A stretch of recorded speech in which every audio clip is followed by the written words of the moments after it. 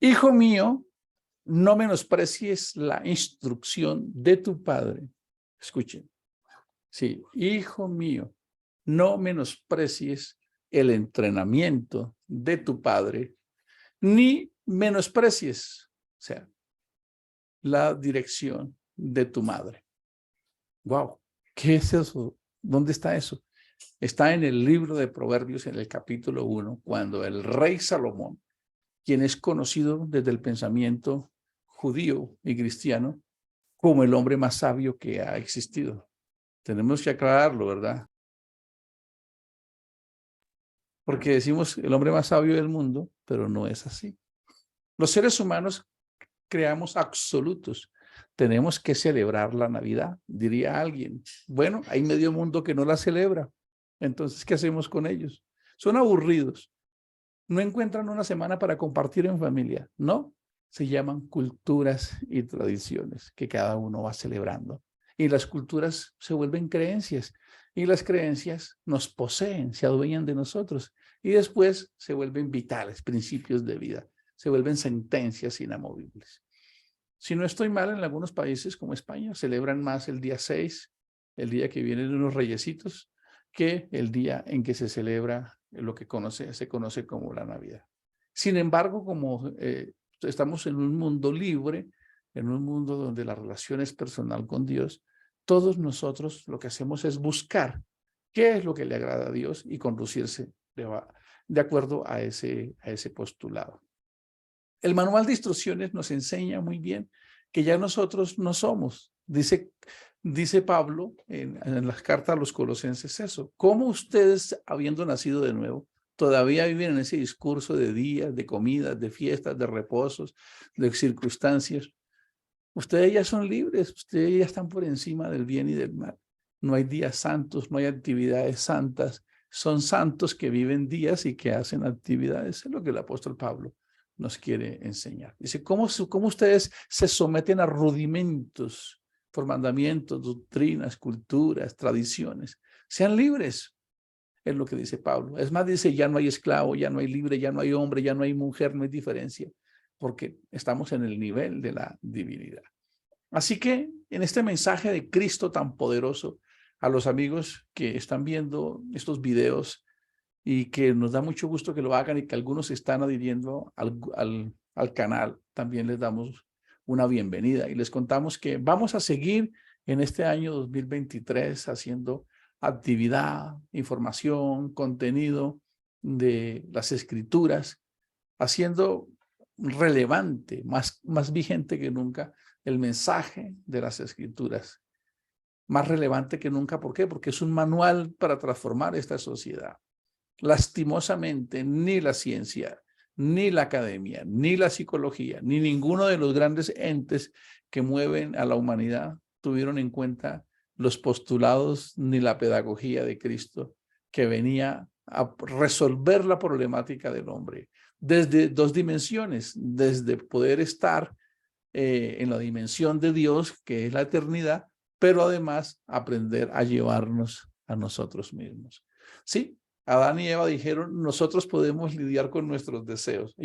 Ese fue realmente el pecado que todavía muchos millones de cristianos todavía no han logrado entender esa parte.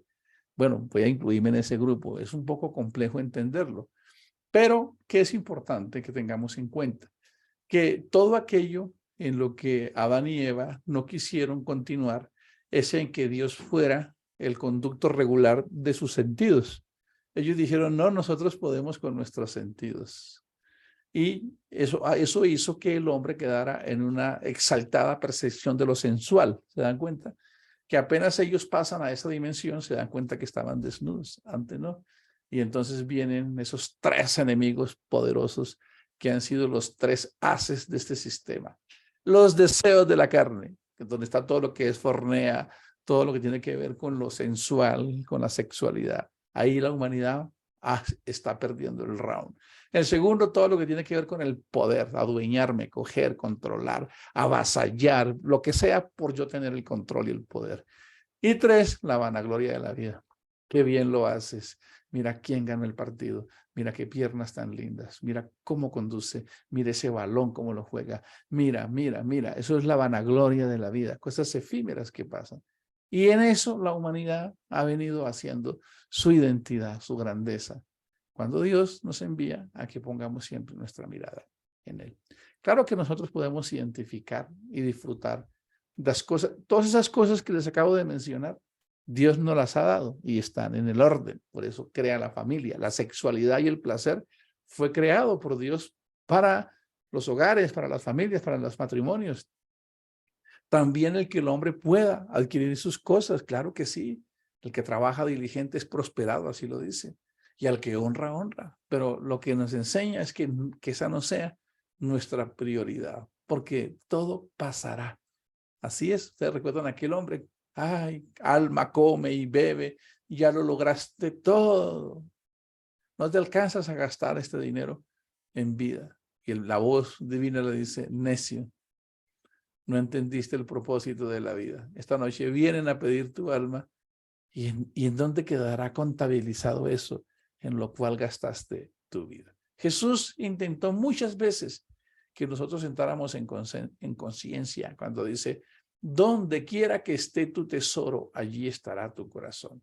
Si tu corazón es limpio, si tu corazón busca la trascendencia y la inmortalidad y una vida con significado, buscarás eso. Pero si inconscientemente estás buscando eso, y todos lo hacemos en proporción, porque venimos con esa naturaleza que es asegurar las cosas.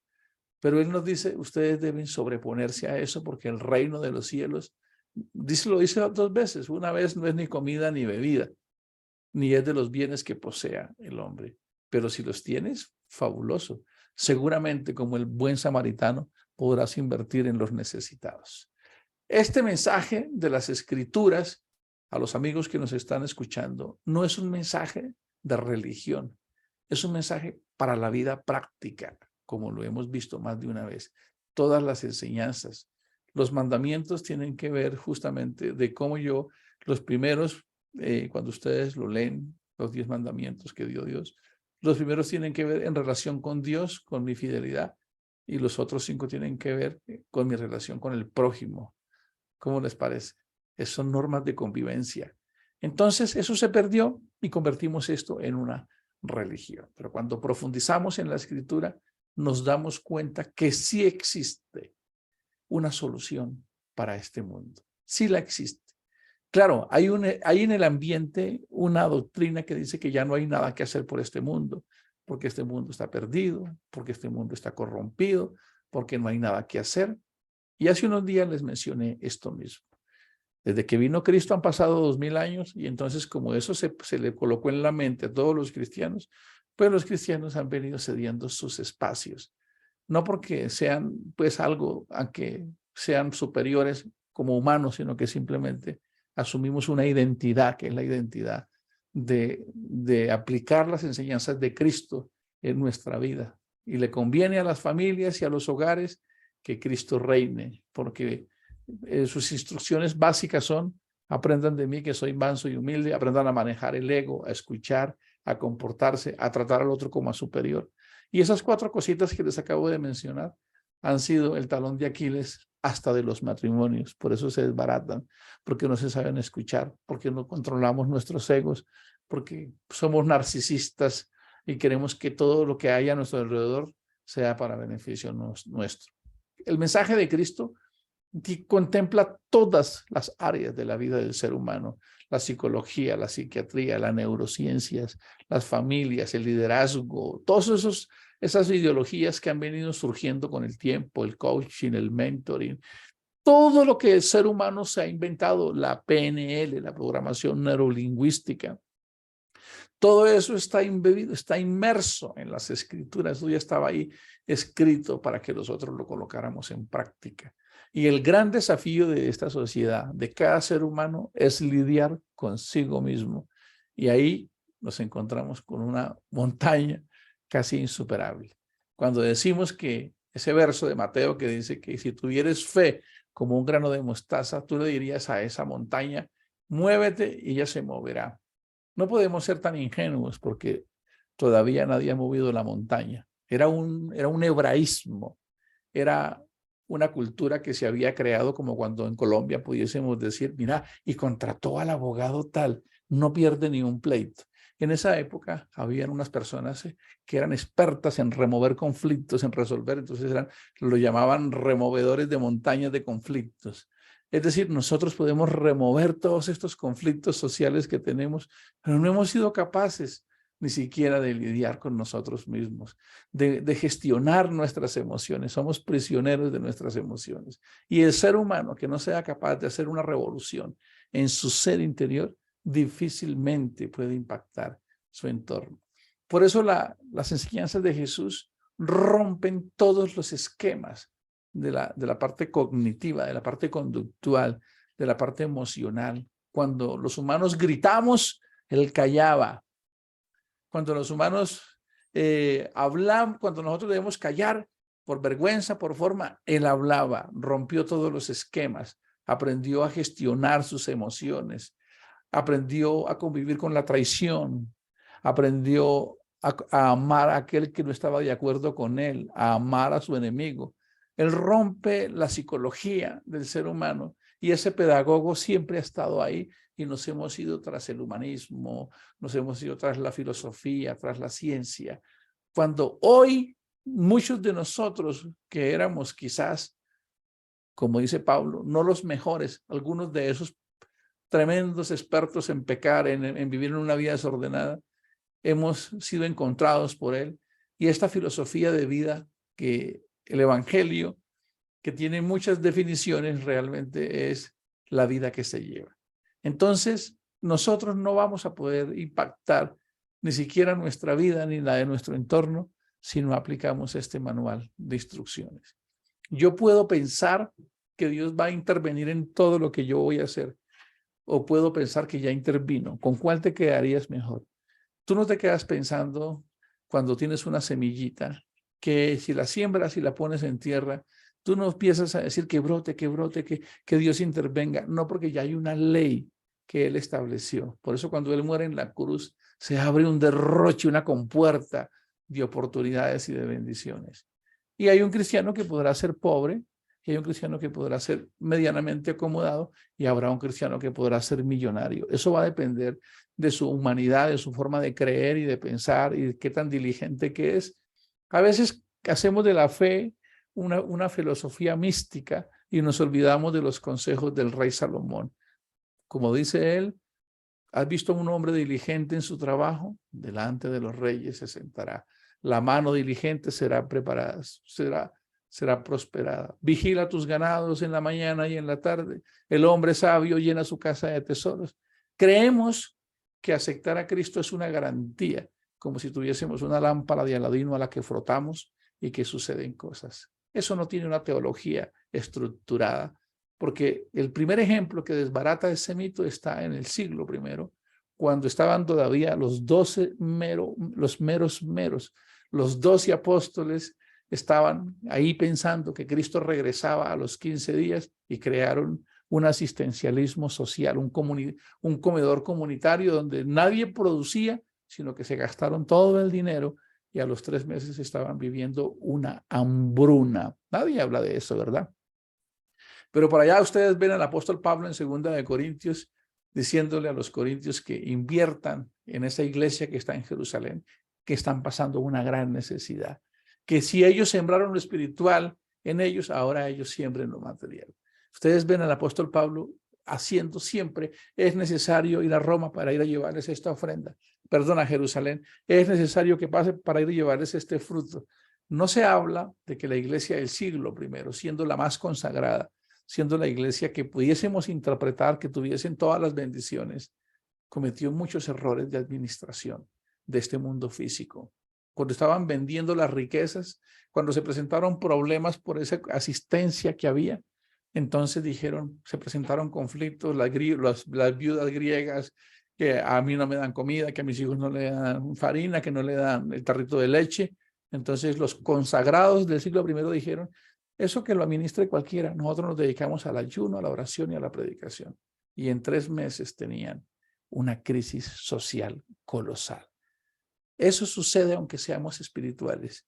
que si no sabemos conducirnos, que si no administramos nuestros pensamientos, si no sabemos creerle a Dios que ya Él lo hizo, ¿qué más esperamos si ya Él nos dijo? Todo ya quedó consumado. Ustedes hagan, sojuzguen, sometan, conquisten. A los israelíes les dijo, yo les di sabiduría, inteligencia para que hicieran riquezas. ¿Cómo queremos que Dios nos dé todo lo que ya nosotros estamos habilitados para trabajar? Cuando leemos las escrituras, pareciese que como que leemos lo que nos conviene o nos han predicado lo que les conviene. Miren nada más esta forma de conducta que está en Efesios 6. En el capítulo 5 del libro de los Efesios se hace una instrucción sobre los matrimonios, de cómo el esposo debe tratar a la esposa y de cómo la esposa debe tratar al esposo. Y se coloca una analogía de la forma en que Cristo se relaciona con la iglesia para enseñarnos a que nosotros podemos construir buenos hogares y buenas familias. Dice, ustedes todos deben estar sometidos mutuamente, no solamente como si se cree hoy culturalmente o se malinterpreta. No, nos debemos someter los unos a los otros. Y a la mujer le da unas instrucciones como esposa que esté sometida a una autoridad establecida por Dios, no al hombre. Pero eso es lo que le pide a la mujer. Al hombre le dice, debes morir por ella, debes sacrificarte por ella. Y estoy seguro que una hermosa mujer, esposa, que encuentre a un hombre que esté dispuesto a morir por ella y a negar su identidad por ella, a hacer lo que sea por ella, es una esposa que se va a sentir respetada y amada. Y entonces desaparece el sometimiento, desaparece la imposición. En el capítulo 6 empieza a dar instrucciones de cómo orientar las familias. A veces espiritualizamos todo y por estar espiritualizando todo tenemos una problemática social. A veces ni siquiera entendemos que este cuerpo que nos lo regaló Él, debemos cuidarlo y que la sociedad ha venido cambiando y que hace muchos años el hombre alcanzaba a quemar todas las calorías de los alimentos que consumía. Ahora no. Ahora si duramos 6, 8, 10 horas sentados y estamos consumiendo las mismas cantidades de alimento, pues tenemos que buscar la forma de que podamos quemar esas calorías para que no entremos en una pandemia de obesidad que está sucediendo y que acarrea enfermedades cardíacas y cerebrovasculares, porque no hemos entendido que podemos ser espirituales, pero que todavía seguimos viviendo en un mundo físico, en un mundo real, donde hay que pagar las cuentas, los recibos, donde tenemos que seguir. Y esa espiritualidad ha hecho que el cristianismo se olvide de cumplir la función que Cristo dejó. Y es que la iglesia es la ventana de la bendición del cielo para esta sociedad. Miren estas instrucciones tan maravillosas. Ustedes, los hijos, obedezcan a sus padres. Como procede que lo hagan los creyentes. Es lo menos que se puede hacer cuando soy cristiano. Hablábamos qué día, es que este hermano es muy humilde. Bueno, pues es lo menos que podemos ser porque es lo que Cristo nos enseñó. Debemos todos empezar a vigilarnos y a decir, wow, yo soy esto y esto y esto. Cristo, no, ahora soy consciente de eso, quiero cambiar, quiero avanzar. El primer mandamiento que lleva consigo una promesa es precisamente este: honra a tu padre y a tu madre, a fin de que seas feliz y vivas largos años sobre la tierra. Estoy leyendo una versión que se llama La Palabra Hispanoamericana. ¿Por qué encontré esta versión? Porque hay una enseñanza para los padres que nosotros nos hemos equivocado demasiado en la educación de nuestros hijos, como también pasó con nosotros.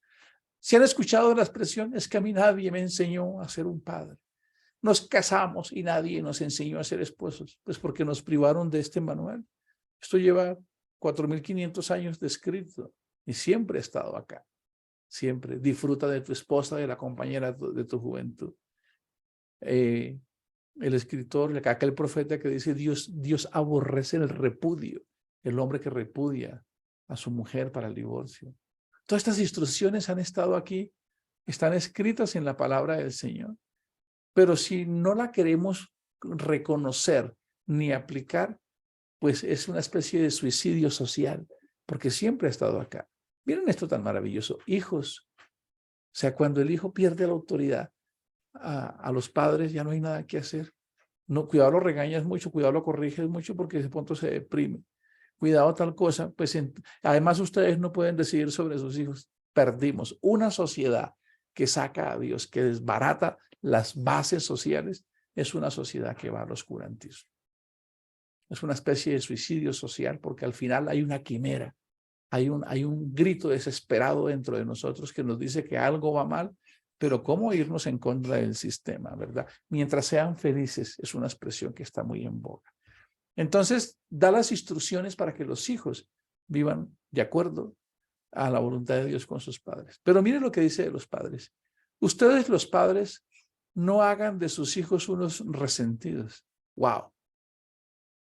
Voy a repetirlo. Ustedes, los padres, no hagan de sus hijos unos resentidos. Edúquenlos más bien, instruyanlos y corríjanlos. ¿Cómo lo haría el Señor? Esta es la definición de sabiduría. ¿Cómo lo haría el Señor? Es decir, sabiduría significa actuar en correspondencia como lo haría Cristo, en esa paciencia, en ese amor, en esa tolerancia. Hoy vamos a dejar solamente estos dos. Miren esto tan increíble.